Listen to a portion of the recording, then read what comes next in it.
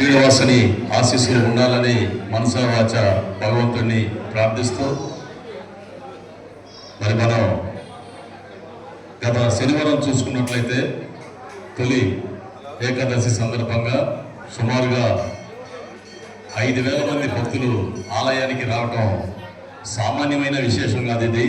ఎందుకంటే ఒక చిన్న దేవాలయం, స్వామివారు స్వయంభూగా వెలిసినటువంటి ఈ ఆలయంలో గత 18 సంవత్సరాలుగా పూజా కార్యక్రమాలకు కానీ లేదా ఇక్కడ జరుగుతున్నటువంటి హోమాలు, అలాగే స్వామివారి కళ్యాణం, తర్వాత స్వామివారికి ప్రతి గురువారం జరుగుతున్నటువంటి అన్నకూటోత్సవం, స్వామివారికి ప్రతి నెల ఆయన నక్షత్రం శ్రావణ నక్షత్రం రోజున స్వామివారికి అభిషేకాలు, ప్రతి రోజు కూడా స్వామివారికి పూజా కార్యక్రమాలు, 2 పూటల నైవేద్యాలు, మరి స్వామివారికి మంత్రోచ్చారణతో వేద పండితులతో జరుగుతున్నటువంటి ప్రతిరోజు పూజా కార్యక్రమాలు, వేకువజామునే స్వామివారిని నిద్రలేపడం పంతులు గారు తన మంత్రోచ్చారణతోటి ఇలా ఆలయంలో ప్రతిరోజు కూడా కార్యక్రమాలకు ఎక్కడ రాజీ లేకుండా ప్రతి కార్యక్రమాన్ని కూడా చేసేటువంటి పూజా కార్యక్రమాల్లో చిన్న తప్పు కూడా దొరలకుండా ప్రతి కార్యక్రమాన్ని మనం చేస్తున్నాం. కాబట్టి ఈ ప్రాంతం అంతా కూడా పునీతమై ఇది ఒక మహా పుణ్యక్షేత్రంగా ఈ ఆలయం బాసిల్లుతున్నదంటే ఇందులో మనం చెప్పుకోవాల్సినటువంటి విశేషం చాలా ఉంది. గత 5 రోజులుగా వర్షం కోసం ఎవరో ఒకరు హోమాలు జరిపిస్తూనే ఉన్నారు. ఇక్కడ హోమం జరిగినప్పుడల్లా తేలికపాటి వర్షాలు కానీ లేదా వర్షాలు కానీ ఇక్కడ కంటిన్యూగా మనకి జరుగుతూనే ఉన్నాయి. ప్రస్తుతానికి నారుమళ్ళకు కూడా రైతులు ఇబ్బందులు లేకుండా గడిచిపోతూ ఉంది. కాబట్టి అలాగే మనం పోయిన వారం 5,000 మంది వస్తే ఏ ఒక్క భక్తుడు కూడా అన్నదానంలో పాల్గొనకుండా భోజనం తినలేదు అనే మాట రాకుండా మేము కానీ మా చైర్మన్ గారు నేతృత్వంలో కూడా నిజంగా ఒక గొప్ప విషయం ఏంటంటే ఆయన చాలా గొప్ప వ్యక్తి. మా చైర్మన్ గారు భోజనం విషయంలో రాజీ పడ్డ ఆయన ఎంతమంది అన్నా రాని అన్నం తినకుండా ఒక వ్యక్తి వెళ్ళాడంటే అసలు ఆయన ఒప్పుకోడు. మరి ఆయన అక్కడి నుంచే నాకు తిరుపతి నుంచి వచ్చాడు, ఆయన తిరుపతిలో ఉంటున్నాడు. కానీ ఈరోజు ఇక్కడ కార్యక్రమం ఉందని చెప్పి రాత్రి ట్రైనింగ్ వేసి తిరుపతిలో దిగేసి ఇక్కడికి వచ్చేసాడు ఆయన తిరుపతి నుంచి. అలాంటి చైర్మన్, అలాంటి కుటుంబ సభ్యులు మన ఆలయానికి ఉండటం మన అదృష్టం.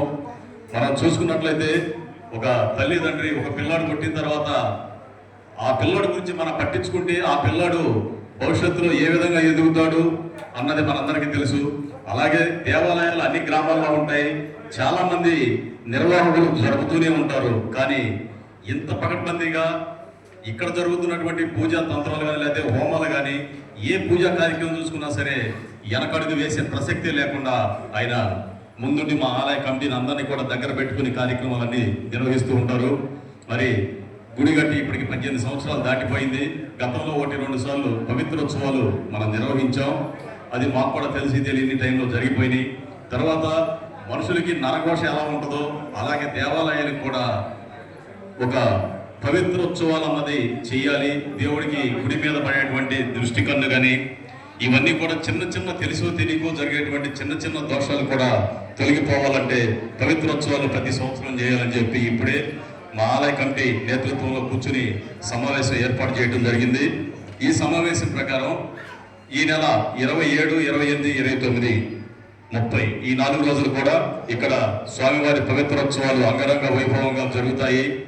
ఈ పవిత్రోత్సవాలు ఎవరైతే వచ్చి తిలకిస్తారో మన దేవుడికి ఎలాంటి దోషాలు ఉంటాయి అని చెప్పి, దేవుడికి ఎలాంటి దోషాలు ఉండకూడదు తెలుసో తెలియక పూజా కార్యక్రమాల్లోనో లేదా ఇంకోటి పంతులు గారు చేసేటువంటి తప్పులో లేదా మనం చేసేటువంటి తప్పులో తెలియక జరుగుతుంటాయి. కాబట్టి ఈ దోషాలన్నింటినీ తొలగించాలంటే పవిత్రోత్సవాలు మనం ఇక్కడ నిర్వహిస్తున్నాం. ఈ పవిత్రోత్సవాలు ఈ గుడిలో ఎలా జరుగుతున్నాయో ఆ పవిత్రోత్సవాల్లో ఇక్కడికి వస్తున్నటువంటి ప్రతి భక్తుడు కూడా పాల్గొనండి.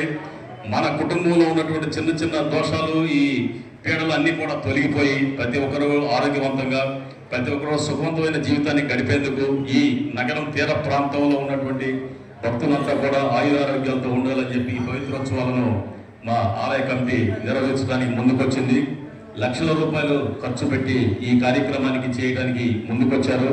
కాబట్టి ఈ పవిత్రోత్సవాల్లో జరుగుతున్నటువంటి ఈ పూజ ద్రవ్యాలకు మీరు ఏదైనా సహాయ సహకారాలు ఆర్థికంగా అందించాలి అనుకుంటే మీ అందరినీ కూడా బహిరంగంగా అందరినీ కూడా స్వామివారి కార్యక్రమాలకు మీ అందరి చేయూత ఇవ్వమని చెప్పి మీ అందరినీ కూడా కోరడం జరుగుతుంది. ఇది బ్రహ్మోత్సవాలు ప్రతి సంవత్సరం ఎలా నిర్వహిస్తున్నామో ఇక నుంచి ఈ పవిత్రోత్సవాలు కూడా ప్రతి సంవత్సరం కూడా నిర్వహించేందుకు ఆలయ కమిటీ ముందుకొచ్చింది. కాకపోతే భక్తులు మీరే సద్వినియోగపరచుకోవాలి. ఇప్పుడు మనకుంది వాడపల్లి ఉంది, అమ్మో 7 శనివారాలు చేస్తున్నారని చెప్పి యూట్యూబ్లోనూ లేదా సోషల్ మీడియాలో వస్తున్నటువంటి కథనాలన్నీ కూడా ఇని మనం ఎక్కడికో వాడపల్లి వెళ్తున్నాం. నిన్నగాక మొన్న రేపల్లో వాడపల్లి వెళ్తా ఒక కుటుంబం కూడా యాక్సిడెంట్ అయ్యి 2 మనుషులు చనిపోయారు దారిలో, కృష్ణా జిల్లా దగ్గర బందర్లో. మరి మనకి ఇక్కడ మన ఆలయంలో అన్ని సదుపాయాలు మనం కల్పిస్తూ ఒక వేద పండితుడిని మనం ఇక్కడ పెట్టి, అది కూడా తిరుమల తిరుపతి దేవస్థానంలో పాండిచ్చేరిలో చేసేటువంటి ఒక అర్చక స్వామిని తీసుకొచ్చి, బాబు మీరంతా పూజ చేసేవాళ్ళు చేసుకోండి అయ్యా, స్వామివారి దగ్గర అంత ఖర్చు పెట్టలేమన్నప్పుడు 10,000 పెట్టిన కళ్యాణాన్ని 3,000 తీసుకొచ్చాం, 6,000 పెట్టిన సుదర్శన హోమాన్ని 3,000కే తీసుకొచ్చాం. ఇవన్నీ కూడా ఎందుకు, మనకి మీరు ఇచ్చే 3,000 రూపాయలు అక్కడ పూజా ద్రవ్యాలకే సరిపోతాయి. కాకపోతే ప్రతి కుటుంబం కూడా స్వామివారి సేవలో తరించాలి. హిందూ ధర్మం అన్నది ప్రతి వాడిలో కూడా, ప్రతి కుటుంబంలో కూడా ప్రతి ఒక్కరు కూడా ఆచరించాలి. ఆ కలియుగదైనటువంటి వెంకటేశ్వర స్వామిని ప్రతి ఒక్కరు కూడా ఆరాధించాలి అని చెప్పి మనం ఈ కార్యక్రమాలన్నింటినీ కూడా మనం ముందుకు తీసుకురావడం జరిగింది. మనం అనుకుంటా ఉన్నాం ఇక్కడ చాలా మంది సేవ చేయడానికి వస్తున్నారు. చాలా నిజంగా అది చాలా అదృష్టం సేవ చేయటం అన్నది. ఈ కుర్రోడు నుండి వీడియో తీస్తున్నాడు. భక్తితో మొక్కటం అన్నది నేర్పించండి. ఇవాళ చాలా మంది పిల్లలు మరి ఇవాళ గుడి అంటే అమ్మనే రానంటున్నారు, సినిమాకను ముందు పరిగెత్తున్నారు, పబ్బుకను ముందు పరిగెత్తున్నారు. ఏడాది గుడిలో పూజలో కాసేపు కూర్చున్నాం అంటే ఆడికి మనం ఏదో ఒకటి ఇవ్వాలా. నీకు ఫ్యాంట్ షర్ట్ కొని పెడతానో, లేకపోతే కొత్త బట్టలు మనం ఇంకో మీద తీసుకుందాం, లేదా షాపింగ్ తీసుకెళ్తానంటే ఆడొచ్చి మన పక్కన కూర్చుంటున్నాడు, లేకపోతే ఆడు కూర్చోడు. అలాంటి విధానం ఎవరి ద్వారా చేస్తామంటే మన తల్లిదండ్రులమే మనం ఆ విధమైన వాతావరణాన్ని తీసుకెళ్తున్నాం. కాబట్టి మీకు వచ్చేటప్పుడు మీ ఖాళీగా ఉన్న టైంలో పిల్లలు సెలవులు వచ్చినప్పుడు చక్కగా తీసుకురండి, దేవుడిని ఇది అని చెప్పండి. వాళ్ళకు కూడా చిన్నతనం నుంచి దైవతత్వం అలవడితే పెద్ద అయిన తర్వాత ఆటోమేటిక్గా అదే వస్తుంది. మరి ఇక భార్గవ్ అనే కుర్రాడు ఉన్నాడు, ఇది పల్లి ప్రసాద్ గారు వాళ్ళ అన్నయ్య గారి కొడుకు. అలాగే శివాజీ, ఆ నాగేశ్వరరావు, నారాయణ ఆటో తోలుకుంటాడు. అతను శనివారం వచ్చిందంటే ఆటో ఆపేస్తాడు. 1000 రూపాయలు అతని ఆదాయం. కానీ 1000 రూపాయలు కాదు, నాకు స్వామివారి సేవే ముఖ్యమని చెప్పి వచ్చి అతను సేవ చేస్తాడు. మరి అలాంటి సేవకులు ఉండబట్టి ఇలాంటి దేవాలయాలు నడుస్తున్నాయి. మా చైర్మన్ గారు లాంటి వ్యక్తి, గొప్ప వ్యక్తి ఉండబట్టే ఈ పూజా కార్యక్రమాలు, ఈ ఆలయాలు కూడా మనం నిర్వహించగలుగుతున్నాం. మరి 27, 28, 29, 30 ఈ డేట్లు గుర్తుపెట్టుకోండి. దైవదైనంగా నాట్లు పడితేనే అందరూ బిజీగా ఉంటారు. ఏదైనా ఒకరోజు ఆ రోజు కూడా గ్యాప్ ఇచ్చి ఈ పూజా కార్యక్రమాల్లో పాల్గొనాలని మీ అందరినీ కూడా కోరుకుంటున్నాం. అలాగే మనం కూడా ఇక్కడ ఆలయంలో జరిగేటువంటి ప్రతి విషయాన్ని కూడా ప్రజల్లోకి తీసుకెళ్లాలనే ఉద్దేశంతో మనం కూడా నగరం శ్రీగిరిపురం టెంపుల్ అనే ఒక యూట్యూబ్ ఛానల్ని మనం స్టార్ట్ చేసాం. ప్రతి ఒక్కరు కూడా మీరు ఆ ఛానల్ని సబ్స్క్రైబ్ చేసుకోండి. మరి ఎవడు తిట్టుకున్నారంటే 100 సార్లు చూస్తాం యూట్యూబ్ పెట్టుకుని. మరి ఆడు చూపించింది 10 సార్లు చూపిస్తాడు. ఆ టీవీ 9లో కింద పడితే 100 సార్లు చూపించింది. మరి ఏదన్నా తిట్టుకున్నారంటే దాన్ని చూసుకుంటున్నాం. అలా కాదు, చక్కగా ఓ దైవ చింతనగా మీరు యూట్యూబ్ ఛానల్ మనం ఆలయం నుంచి మీ అందరి ముందుకు తీసుకొస్తున్నాం. తప్పనిసరిగా మీరందరూ కూడా సబ్స్క్రైబ్ చేసుకుని గుడిలో జరిగేటువంటి మీరు ఎంతమంది వచ్చారో సాయంత్రానికి మీరంతా కూడా ఇక్కడ జరిగేటువంటి పూజా కార్యక్రమాల్లో మీ ఫోన్లోనే మీరు చూసుకోవచ్చు. కాబట్టి దయచేసి ఇక్కడికి వచ్చిన ప్రతి ఒక్కరు కూడా యూట్యూబ్ ఛానల్లో సబ్స్క్రైబ్ చేసుకోండి. వాహనాలు లింక్ ఇచ్చాము, లేదా ఇక్కడ ఈ బోర్డు మీద ఉంది. ఇవన్నీ కూడా మీరు ప్రతి ఒక్కరు కూడా మీ ఫోన్లో ఈ ఆలయానికి సహకరించాలని కోరుకుంటూ, మరి గత 18 సంవత్సరాలుగా మన ఆలయంలో ట్రెజరర్గా నగరం గాలివారిపాలెనికి చెందినటువంటి జొన్న శివసాంబయ్య గారు, గాలివారిపాలెం గ్రామ పెద్ద, మరి పెద్ద మనిషి. మరి ఆయన సేవా కార్యక్రమాలు ఇది 18 సంవత్సరాలుగా ఆలయం వినియోగించుకుంటా ఉంది. మరి ఇక యువత వస్తున్నారు కాబట్టి, బాబాయ్ నీకెందుకు, నువ్వు తొలుగు కుర్రోళ్ళు ఇంకా చేస్తాను, నీకు బాధ్యతలు ఎందుకంటే, అయ్యా దాందే ఉంది, చేసేవాళ్ళు ఉంటే నేను ఎప్పుడు పక్క నుండి నేను ప్రోత్సహిస్తానని చెప్పి ఆయన చెప్పడం. మరి ఆయనకి మరింత బాధ్యతలు పెంచి ఇంకా పదోన్నతిని మనం పెంచి ఆయనకి ఇవ్వడం జరిగింది. అదిగా వచ్చినటువంటి కొత్త వ్యక్తిగా అప్పగించి ఈయనకి బాధ్యతలు పెంచడం జరిగింది. మరి ఇన్నాళ్ళు కూడా మాకు సర్వీస్ చేసినందుకు ఆలయానికి మరి ఎప్పుడు కూడా అక్కడే కూర్చుని ఈ భోజనాలు అయిపోయేదాకా 2 గంటల దాకా రాస్తానే ఉంటాడు పాపం లెక్కలో. మరి ఎప్పుడు కూడా ఇక్కడికి వచ్చి ఆయన నేను ట్రెజరర్ ఎవరు నా పేరు చెప్పలేదయ్యా అని అనడం. మరి అలాంటి మంచి వ్యక్తి శివసాంబయ్య గారికి ఈ రోజున మా ఆలయ కమిటీ చేతుల మీదుగా చిన్న సేవలతో సత్కరిస్తున్నాం. అందరూ కూడా చప్పట్లు కొట్టండి.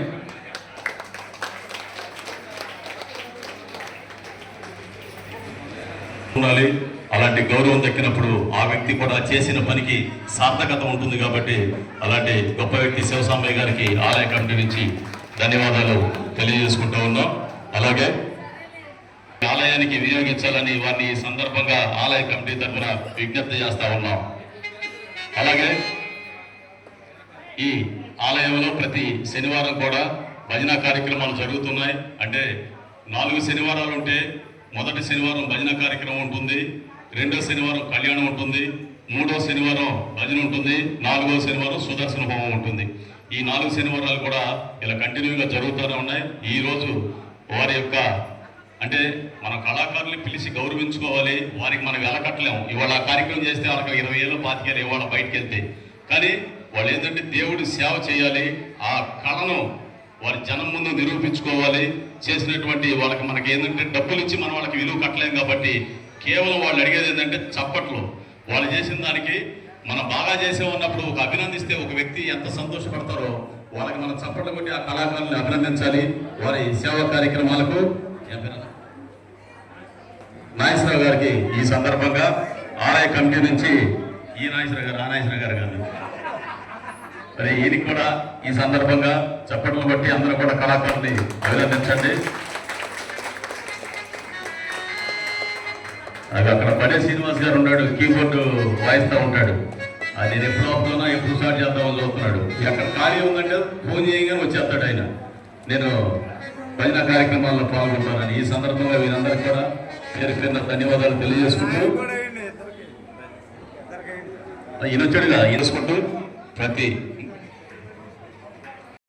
స్టార్ట్ చేయండి.